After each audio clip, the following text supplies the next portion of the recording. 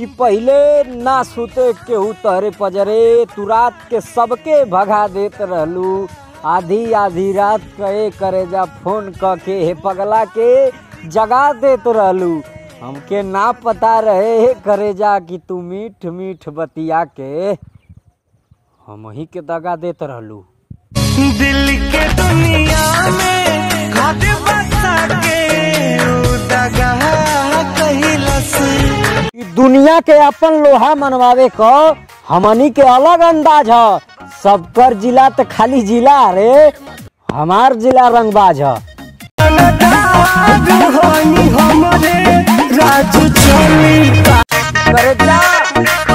करेजा यूपी से हई हम, खाली शौक रखी ले हथियार के, कमी हमरहो नइखे जा। दोस्त यार रंगदार के, अरे मोहब्बत के चक्कर में हमन पड़ले न जाला। छोड़ दहनी हमन केतना छिनार के। हम कहनी लगवाला रंगवा तो कहली एलर्जी बा कलरवा से। हम कहली कि लगवाला रंगवा तो कहली एलर्जी बा कलरवा से। देखनी विदाई समारोह में हो भैया लगवावत रहनी मास्टरवा से।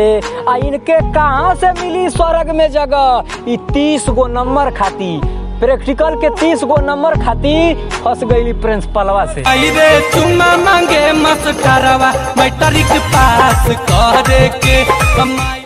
कहो दादा बाबू हो, ए बुढ़ैयो में इतना लकड़ी लाद ले थवा जोर ना होता नहीं। अरे जवानी में तो एक हौदी के बोझ उठौले हई ढौले हई। तब दहिया बलगर बना लिया। कहो दादा तो हलून के जमाना में सुना में आवा कि छोटा पर बिया हो जा। अरे दूध छोड़ा के बिया हो जा।